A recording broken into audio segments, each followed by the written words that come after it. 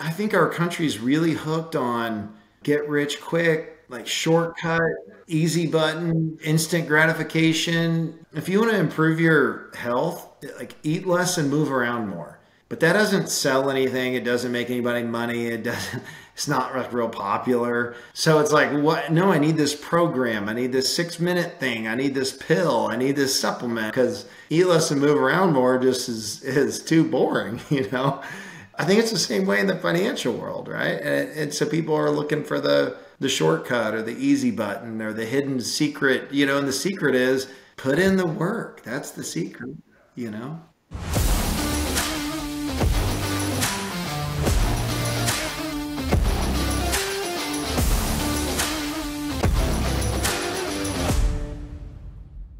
What's up, Jeff? So good to have you on the show.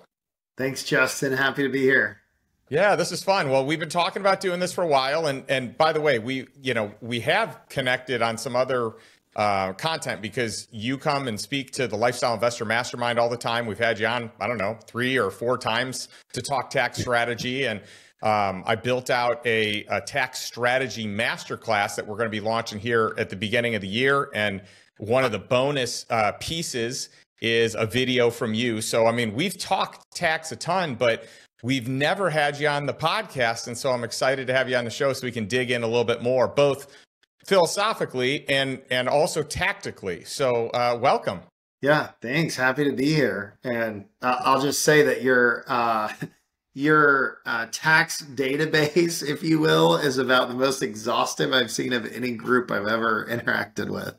Well, I appreciate that. It's a super kind compliment knowing that you interact with tons of the who's who. And, and I know that we met through our good friend, our mutual friend, Garrett Gunderson, who was actually just at our Lifestyle Investor retreat that we had this last week, which was such a fun time. And he talked tax strategy, and we did a little panel on it, which was fun. But what a great compliment to be paid to have the most exhaustive list of tax strategies that you've seen anywhere, because that was our goal. We wanted to create a one-stop shop where people could join our community and in one quick strategy, they can use more, but the goal is in one strategy, they can more than cover their annual membership tuition. It's The possibility is 100% there in the database that I've seen. And I don't know, maybe you've added to it since I last looked at it, but that's definitely possible if somebody's willing to, do their homework. Yeah, well, we've loved having you. You've brought all kinds of value and content to our community. It's been wonderful. I love making you work when you look at the list and you're like, oh, shoot. You guys have a lot of stuff. I'm going to really have to get creative. And I love that. And the best part is you did get creative and you came up with some more awesome strategies. And I want to be able to showcase you and highlight you and even talk about some of the specific strategies that we've taught to our community. Yeah. I'm happy to open it up. Let's get the word out. So how on earth did you get into tax strategy? I mean, I don't think anyone wakes up like, ooh, I can't wait to change the world by learning to be better at taxes and read this, couple 1,000-page IRS code, that doesn't seem interesting. That seems really boring. So how on earth did you have this idea to become an elite and premier tax strategist? So, have you heard the saying that there's 2 reasons somebody does something, the one that sounds good and the real one? So I'm sitting here debating if I give you the one that sounds good or the real one. I feel like I should give you the real one. But there's a lot of vulnerability for who knows how many people are going to listen to this. So, I think if you go back to my childhood, I grew up in a family-owned business that my grandfather had started. It was a construction company, and this is like your millionaire next door, kind of deal, manual labor, physical work, really hard. There's nothing glamorous about it. And I heard complaints about taxes, and it wasn't just taxes. It was more broad than taxes, but it was sort of, it usually started with something like the really wealthy this, or the really rich this, or the people that really are in the know, this, whether it's about investing or taxes or whatever, right? And so I was always into finance and investing. I hired my first financial advisor when I was 15. That was kind Wow. of funny. I had saved up money working in the summers. I think I had like 20 grand, and I was like, I'm so rich. So I told my dad, I was like, I need your financial advisor to come over. And it was like this Amex had like a financial advisor service or something. This dude came to the house, helped me like put it in mutual funds. Um, so fast forward, I find my way out of construction and into financial services. I think I'm just more passionate about finance. And, um, in financial services, most people in financial services basically make their money as like financial salespeople, like financial product salespeople. I'm trying to sell you this insurance. I'm trying to sell you this portfolio. I'm trying to sell you this, that, whatever. And so, I what I found is that most of the people that had the money had been through a number of those financial sales, meetings, and weren't very interested in another one. So I Right. thought, okay, how am I supposed to make it in this industry? And so I thought, geez, I've got to find some like unique value add beyond just let me tell you why our thing is better, faster, cheaper, or whatever. So um, I got this great opportunity to lobby Congress on tax legislation for a political action committee. And that led to getting hooked up with a second political action committee. And I spent about 5 years doing that, going up to DC, meeting with, legislative aides and members and talking about tax things. And that was really eye-opening. I'm And sure sort of it during that was. time, yeah, that's a whole different episode. Oh, so yeah, that one's going to be called "Our Country's Run by 24-Year-Olds." Uh, Yeah. And are we allowed to say that, the whole art of lobbying is, I don't know, legalized corruption? I mean, it's to a I certain mean, degree. the short of it is, I'm talking to a 23-year-old who doesn't pay tax. They're on like minimum wage welfare supported by their parents.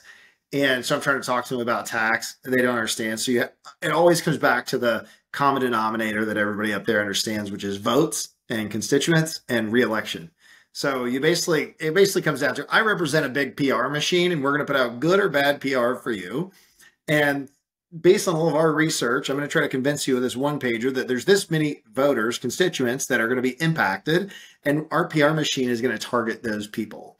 And if you're my competing lobbyist, you're trying to convince them your pool of voters is bigger and your PR machine is better. And so then they just go, oh, geez, which one is going to help us or hurt us the most, and go that way, Um, that's my 60-second summary. But so Versus during that time, what's in the country's best interest. yeah, sure, that. Uh, so during that time, what I also saw in Congress is that um, all the members tend to have or at least their families have businesses and real estate and charitable interest. And wouldn't you know that all of the tax advantages lie in business, real estate, and charitable endeavors?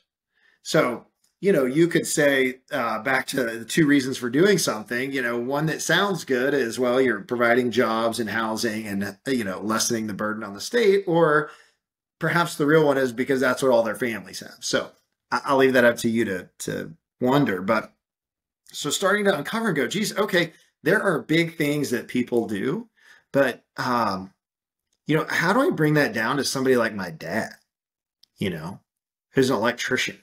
How do I do Right. that? Like, just like this dude in a local economy doing something to make a living, makes more than the average person, nailed by taxes. How do I help somebody like that? Right. Um, and so, that's sort of how all that started. And I realized, okay, the people who do have some money are tired of those financial sales meetings. And so if I want to have a successful career in finance, I need a unique value. And so all of that sort of came together, and I realized, wow, they all want to talk about how can they improve their tax situation. So that's sort of become like a game of just figuring that out.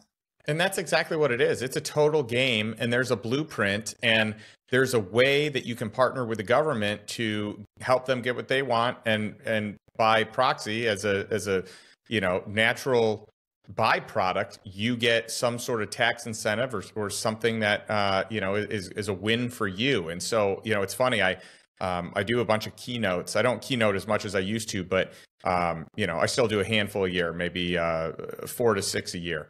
And I always start off with, hey, audience, do you want to hear about the best deal that I have ever done? Like the single greatest return I've ever had on any investment. And everyone wants to know it. And I followed up with saying, hey, did you know that this deal that I did, you can do it too? All right. The same investment, you can do it too. Is anyone even more excited? And everyone's excited. And I say, I pull up a slide and I say, the greatest investment you can make is into your tax strategy, because a great tax strategy is going to save you more money than anything else. And the compounding of those dollars, which would be a lost opportunity cost, right? But by capturing them, even if it's just $30,000 a year for, let's just say 30 years, somewhere between 10 and 15% interest, you're talking about $10 to $13 million. It's incredible. So it's such a massive opportunity. Yeah, it's not insignificant. And now we're even finding more sophisticated ways of tackling that. Like in the investing world, for example, a lot of people don't realize this exists, but like in the investing world, most people go out and if they have a portfolio in the market, right, they buy index funds like S&P 500.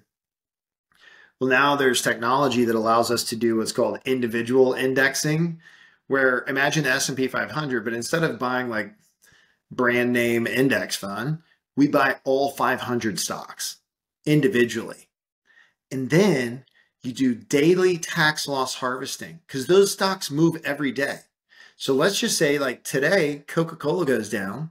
So we're going to sell it and we're going to buy the closest thing to it, like Pepsi, right? So like Coke goes down today, we sell it, we buy Pepsi, and then everything's moving. And then Pepsi goes down, we sell it, we buy Coke, right? And we're just playing this game with daily tax loss harvesting.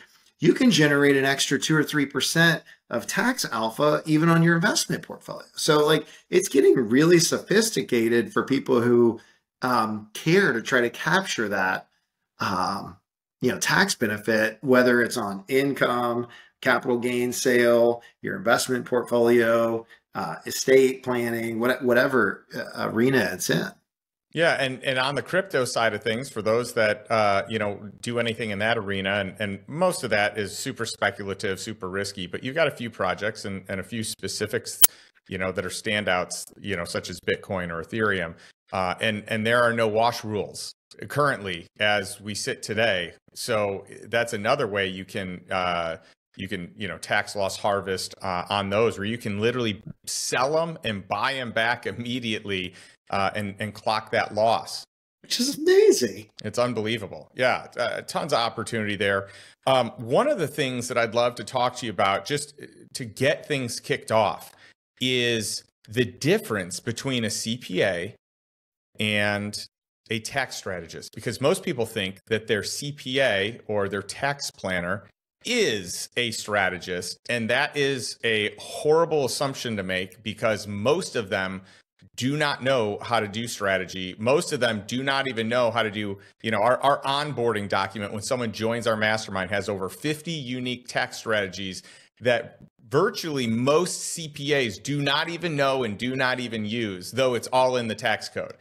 So I'd love for you to kind of distinguish there, because, for years I've had a tax strategist. You and I have worked together here for a while.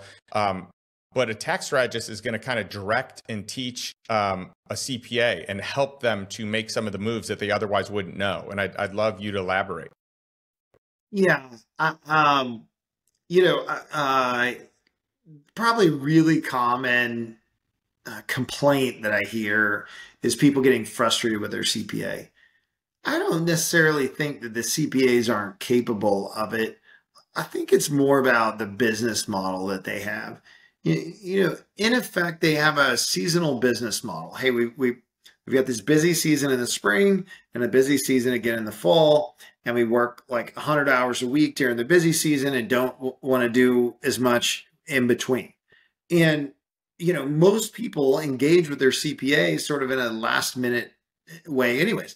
Hey, last minute, I'm going to dump everything on you. Maybe used to it was a physical shoebox. Now it's a digital shoebox, so to speak, of dumping on them and going, oh, geez, can you get my extensions or can you get this file or whatever? And it's a very transactional relationship, seasonal. We only talk to them in the craziest time of year for them. And then to sit back and go, oh, I'm so frustrated. My CPA is not creating tax strategy. It's like, well, the relationship wasn't really set up for that in the first place. Tax strategy is not about filling out the form better. It's about taking a look proactively. And most of the time when we talk with our CPAs, they're always working on last year. So like when I'm working on clients right now, we're trying to work on this year, not last year. And so when we look at that and we say, okay, first of all, we have to spend a lot of time to really deeply understand your situation. I'm a big believer that unless you want to engage one of those sort of financial product salespeople who's just going to sling answers at you, we take more of an engineering approach. We've got to understand all the facts and variables and resources. What do we have to work with? What can be done? What can't be done? And so once we have this really good understanding of where the starting point is, what we're working with currently, then we can start to tear it apart and say, well, what can we change that would change the outcome without simultaneously creating some other adverse effect to your goals or to your life? So then it's sort of this engineering approach of going, well, now we sort of have to engineer and come up with which solution and which design and what combination helps change your specific outcome that doesn't disrupt anything else to the point of making it not worth it, and sort of craft that and then get all of that executed and implemented before the end of the year proactively, so that then next year, when you meet with that CPA, the data that you're giving them to fill out the forms is different. And then with that different information, you end up with a different result, right? And so that's very labor intensive, very time consuming. And if you want a high quality job and you've got a lot at stake, even more so time consuming and labor intensive. There are some simple, easy things that just like everybody should do if you can, and we can talk about some of those, but yeah, we should. We can get into some of those. When you go beyond that, right? When you go beyond that, I'm a big fan of really making careful decisions there so we don't end up with regret. Yeah, no doubt. And by the way, the options that exist, I used to look at the tax code as, here's all the things you can't do. And if you do these, you're going to get in trouble and the IRS is coming after you.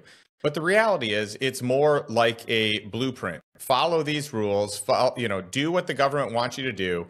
Truly look at them as a partner, and you're going to get some great tax advantages. And so I think since our, America is built on small business, small and medium business, what ends up happening is a lot of this code is designed, this tax code is designed to help these entrepreneurs. Now, there are definitely strategies that can help W-2s, people in corporate America, but there's so many more that that really exist that business owners can take advantage of. And I'd love to hear some of your thoughts on that. Yeah, I mean, there's so much. If you are self-employed, have Schedule C income, 1099 income, side hustle income, even if you have maybe the majority of your income from W-2, we've worked with some professional athletes, for example, and all of their income from the team is W-2. And then they might have some sponsorship income that can come through as self-employment income, right? So we can tackle that. So W-2 income is about the hardest one to tackle. There are a few things that you can do there, but your options are limited. So, if you have any sort of self-employed business income, you've got so many options. So then the challenge is, like you said in your onboarding, you've got like 50 things you try to teach people about tax. The challenge becomes you're not going to do all of them, and all of them are not appropriate. And when you're talking about the IRS list, you've got IRS Dirty Dozen list, for example.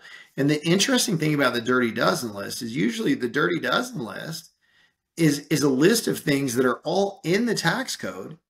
The reason they're on this list is because it's kind of like the most abused parts of the tax code, right? Right. People that are basically saying, hey, I'm going to take like deductions that are not legitimate and not done properly, right? And so the IRS is like, hey, we're aware there's a lot of people abusing these parts of the tax code. So it's sort of a warning of like, if you go down one of these roads, that shoe better fit. Otherwise, we're coming for you, you know? That's right. You bastardize some of the programs. You have a group of people that are just too aggressive and take things out of context, and it really hurts for those that are actually doing it the right way. But if you're doing it clean, you're going to pass audit, and something we talked about at our event is you don't need to be afraid of an audit. Have great people. The IRS has already said they want to audit everyone, right? The 80 billion that they have. So, I mean, it's coming. It's just a matter of time. But you want to hire people that can fight the audit and win the audit, and you don't have to touch a thing. And really, the goal is not to get away with something. The goal is to follow the tax code as it is laid out and in the spirit of how it's laid out. And if you do that, you're going to be fine. Exactly. Being in this line of work, I get pitched constantly new tax strategies, right? Some tax attorney, some person out there saying, hey, check out this thing. It's so great. And you should get all your clients to do it. And so I used to try to filter all that stuff out myself. And then I thought, this would be a better way to go about it. I went and I put this big name, white collar criminal defense attorney on retainer. And I said, you know what? All this stuff people are throwing at me, I'd rather you vet it and tell me up front if this is going to cause problems rather than get into it, cause problems, and have to call you and pay you a lot more to get me out of it. So I started paying this guy on the front end to be like, hey, when I get pitched new stuff, take a look at this for me. And what's interesting is this year, just in the last few months, I've been pitched some stuff that it just stinks to high heaven. And so what I've been telling some people recently is, what are some markers?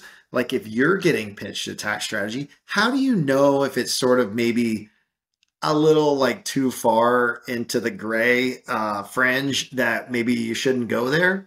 Right. And there are some things that really stand out that you made me think of. Like one of them is if people start talking about we're using a law that people don't know about, or, I'm one of only a few people that can do this, or almost like it's this like secret thing. And I'm like, look, I'm not into experimental tax strategy. Okay. If we can't put it on a Super Bowl commercial and on the billboards, and you can't point to like 1,000 professionals that have done this transaction for people, I don't want anything to do with it. Exactly. Because it's just not worth it. I don't need the client. I don't need the money. The tax savings can't be that big. And then I tell people, I go, look, if you want to engage in a really, really high risk transaction, just know if you want to go fight the U.S. federal tax court, you probably need to reserve $5 to $10 million in legal fees. Yep. So they have unlimited money, as we know. So if the savings is enough that if you had to take $5 or $10 million of the savings and throw it in the trash and you still thought it was a good deal, I don't know, maybe you do it because you go, hey, I got 10 million bucks. This deal is going to save me $100 million. So I can just put 10 million over here in a bucket and go, this is my tax court money, Okay. But most people aren't in that situation. Most people are, hey, I'm going to go get into this extreme, super high, risky, aggressive tax reporting position to save me like $900,000. I'm like, the risk reward there isn't worth it. There's so much down the fairway. And so what I've found is that the same way I had a hard time talking to people with money and figuring out how to add value in a way that would be a good business relationship for me, there are people that I guess are struggling even more so. So what they want to do is find this like exotic tax strategy of this like too good to be true, have your cake and eat it too. There's no downside and only upside. I'm sure you've seen that in real estate. I've seen a ton of them. Yeah. You've seen that pitch. I've seen them in real estate. I've seen them on the tax side. I mean, yeah, we've It comes in vetted a all ton of flavors. these. Yeah, it comes in all flavors. And when somebody's doing that, you're like, here's this person slinging me something that's just like, they just are coming from a place, I think, of high need. Like, I need to make a fee. I need to make a commission. I need to make something. And you're going, right. Why don't we just start with the exhaust all the basics, exhaust all the easy stuff, exhaust all the straightforward, down the fairway, tried and true stuff. And if we've exhausted everything in those arenas and we still need a lot more, then maybe we really carefully examine, what might else be out there. But what I find far too often, people will go from, I'm not writing off my car to like, why don't we do this super crazy, exotic, high risk tax strategy? You're like, why don't we just go back to like writing off your home office or something? Yeah, it's so funny to me, the strategies and the risk that people will take when there's so much right down the fairway that's easy to use, there's no disputing it, you can't contest it, it is written very plainly, very, very clearly in the tax code. And so like on our onboarding document, our goal is, so someone comes in, they get accepted, they pay $55K as membership dues to be part of the mastermind. Most of these people are saving hundreds of thousands of dollars, if not millions of dollars in taxes. And by the way, some of these people that have worked with you, that have done a session, and you've walked them through, you've actually been able to help them find ways that they can save and amend on past tax returns for their CPAs that didn't do a good job. I'd love to hear, some thoughts there, because that's a great strategy. When you don't actually have a strategist, you can go back a few years and amend those if, there's opportunities. Yes. I would say most of the time we don't find anything in the past. Occasionally we do. And, and that is usually, I don't want to say that somebody made a mistake or an error, but they happen. We know it. We see it all the time in our community. At least maybe a miscommunication or misunderstanding of the facts. You're putting it very politely. And so, sometimes there are big things in the past worth going and fixing. Most of the work is on a go forward basis.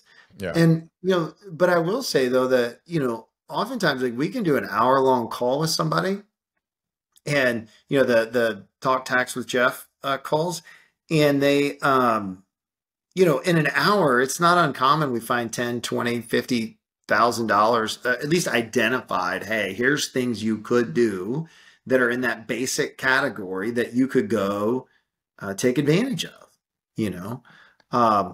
See, this is what you get when you go to business school at Harvard. The people like me that can't get in, that have no shot of attendance at a school like that. We've got to hire people like you that have the big brain and can, hack it at a school like that.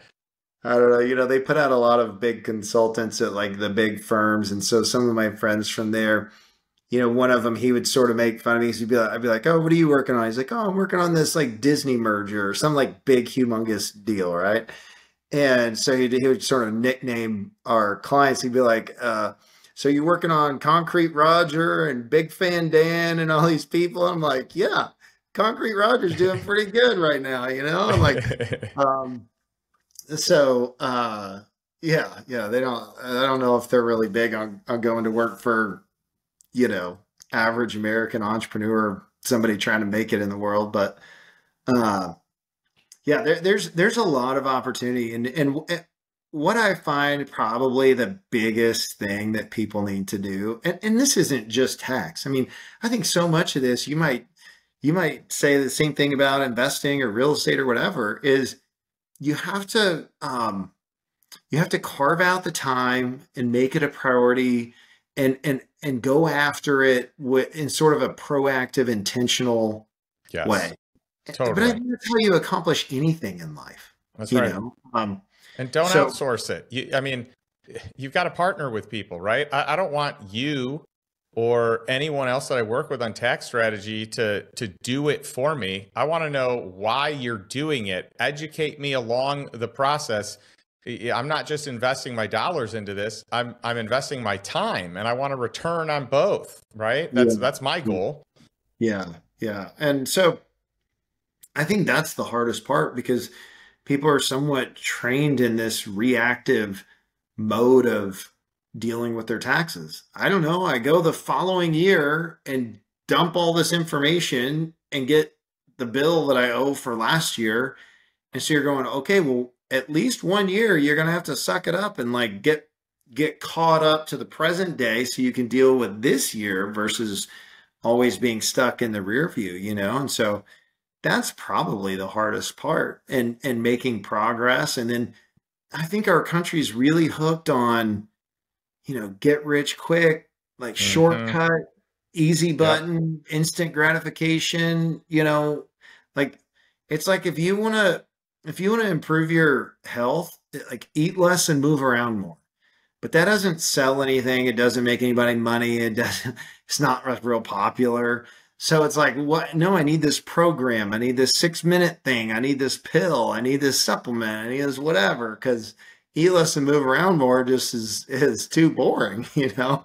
And I think it's the same way in the financial world, right? And so people are looking for the shortcut or the easy button or the hidden secret, and the secret is put in the work. That's the secret. Put in the work, educate yourself. It's not someone else's job, but you can hire the best to help cut that learning curve down. And one of the reasons that I like you is not only do you know the tax code like the back of your hand, but you're actually an entrepreneur as well. You started a financial firm, a boutique, business and financial planning company that you sold a couple years ago, had a multi-million-dollar exit on that. So you're looking at tax code from the standpoint of an entrepreneur because you use this yourself. Yeah. Yeah. And one of the things about tax planning too, I think there's a couple of myths that aren't really talked about much. One myth is people think the goal is to pay no taxes. And when you understand how marginal brackets work and you realize, okay, there's a first chunk of income I'm going to make that I actually pay 0 tax on. And then the next chunk is at 10%. And the next chunk is at 12%. And then, we get up to like 20 and 22 and 24 and these sort of inexpensive brackets. Okay. Yep. And so, I tell people like, yeah, you're probably going to pay tax on, $300,000, $400,000, $500,000, depending on your income, because that might be efficient, right? Like, we're going to pay tax on that. So whatever that comes out to, and then all the stuff in these 35, 37, we might go back to 39.6 or whatever, all these high end brackets. That's what we really want to tackle, because when you start thinking about deductions and you think, okay, I have $1 of a deduction, and depending on, if you have state income tax, let's say if this dollar is worth 40 cents. Okay, so I have this thing that's worth 40 cents. And if I'm trying to get down to 0, I'm going to trade in something worth 40 for 20. So like, if you think that kind of math makes sense, then we should probably do a lot of deals together. Take all your stuff at half price. You know what I mean? So why would you give away something that's worth 2 times as much? Like, save it and maybe we use it next year, right? So that's something to think about. And then the other thing about tax planning is oftentimes people think that, I can't do it, or I don't know how to go about it, right? They just feel just sort of defeated. And, I love that you're launching a course, because I don't know how to do that. And I think that's great, because there seems to be this like epidemic in our country around financial literacy. You don't learn it in school. You don't learn it in college. To me, I only think people learn it one of 2 ways. You either learn it because your parents happen to be great at it and they taught it to you, or you learn it through hard knocks, just finding your way, right? And there needs to be better education on like real life, practical, tangible financial education I can use. How do I do this, right? Like, a lot of people have the desire and they literally don't know where to go, and nobody's packaged it up to make it easy. So I love that you're doing that.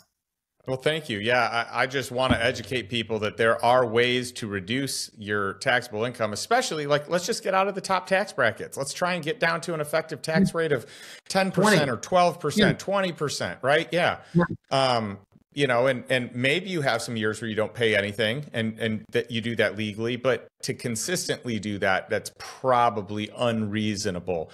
And you know, it's all about having a game plan, meeting with your strategist. Like you should meet with your team at least quarterly. Most people wait till the end of the year. They gather up their info. They don't even have good books and good records. And so everything's a surprise and there's just no time to strategize. But we want to be doing it on a quarterly basis so that we know where we're at and we know where we're projected to go.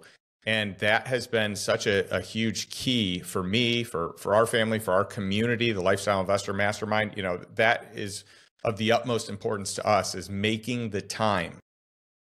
And you know, you have to consider all options. You know, one of the things I've tried to do in my career is always maintain sort of a radical independence. We are not beholden to any company, strategy, product, anything.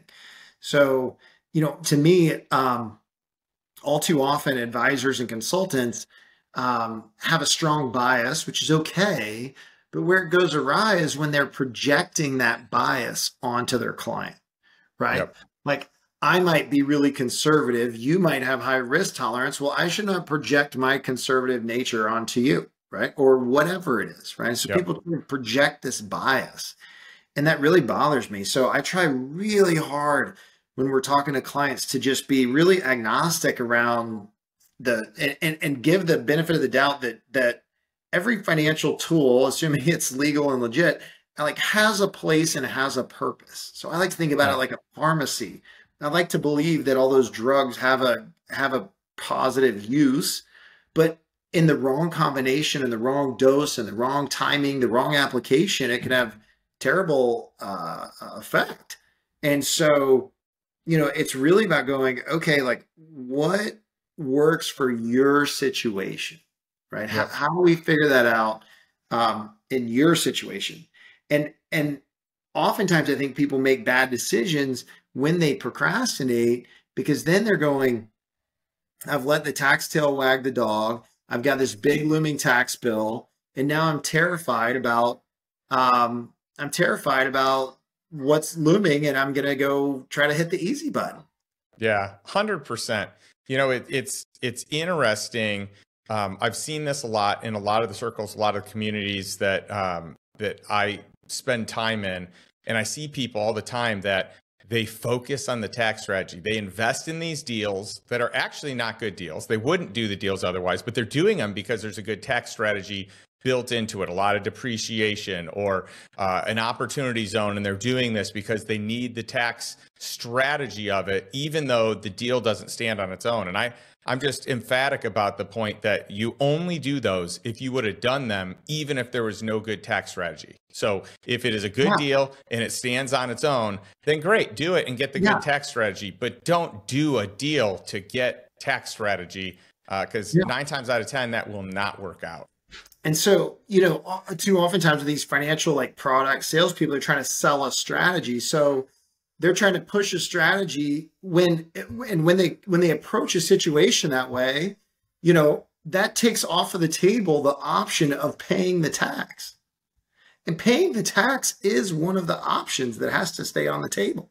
Yeah, and it's probably the least amount of taxes right now that we'll ever pay, or in the future, I am very confident that taxes will go up because our debt burden continues to go up, because the irresponsibility at the top of just printing money to solve any problem, whatever the problem is, seems to be the going rate. And so, you know, why do they need taxes when they can just print money? You'd think we can do away with taxes if we're just going to print it.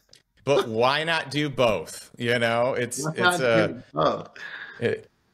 I just am, I'm like, I feel like my mind is always boggled with the decisions of, instead of running a balanced budget, let's just print more money. Let's just solve it by overspending, and we'll figure it out when we get there. I like when Buffett said, "Hey, I can fix that in 5 minutes." If we have more than a 3% deficit, every sitting member of Congress is booted out and eligible for reelection. He's like, "That'd fix it. We'd never have a deficit after that." 100%.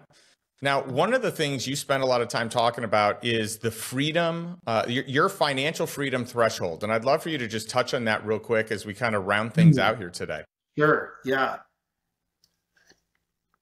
What became apparent to me over the years is that, most people had this deep core similar desire, which was to get to a place where they felt confident that what they had accumulated, their balance sheet, their net worth, would support their family on an ongoing basis without their time and energy and effort and labor and earned income, right?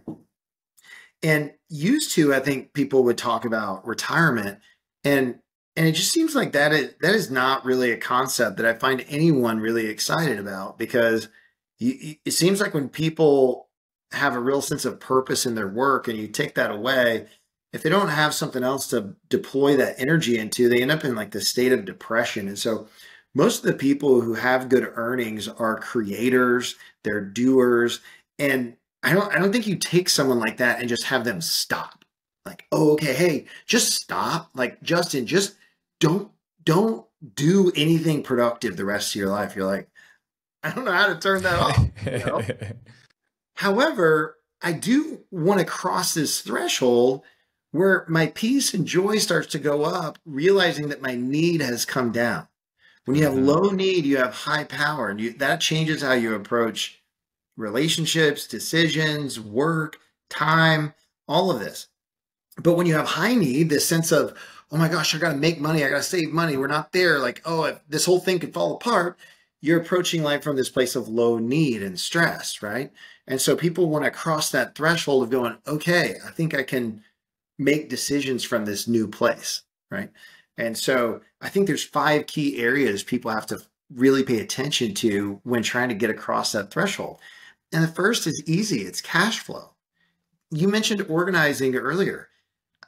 Every client we work for, we start by just getting organized. You'd be surprised how organization can create just so much productive results, and how disorganization just prevents so much, forward progress. So and even shifting some of the structures and the way that entities flow together can do it too. Yeah. So it's not hard, just get organized around it. And then think about risk management. Okay, let's just look around in our life and think, okay, what risk do we want to transfer to an insurance company? What risk should we isolate through legal planning? What risk should we try to mitigate, and how, right? And then investing. Okay, I need to save some money. And I think there's a big fallacy that's been promoted way too long that somehow you can save 10% of your income and it's going to get you there. I like to tell people, hey, if you were going to live 3 years and only work for 1, how much money would you spend the first year? Like, some people might say all of it because I don't know if I'll live 3 years. And some people might say, well, none of it because I'm afraid or whatever. I'm more just like, why don't I just spend a third and then I have the same amount for all 3 years? But, in our society, this idea of I'm going to make money for about half of my adult life, and then I'm going to have about another half where I might not make money. Okay, well, then we probably need to save about half. Like, if you're like, that's crazy, and you're like, okay, well then plan on making money longer. I don't know, but then you have to invest it, and you have to be smart with it, and you've got so much content on that. So investing is a big deal. And then the fourth thing is legal. It took me a long time to get to this place. I still don't like paying legal bills, but I've at least come to the place of realizing, okay, paying attorneys to me is like paying insurance. Nobody likes paying insurance either.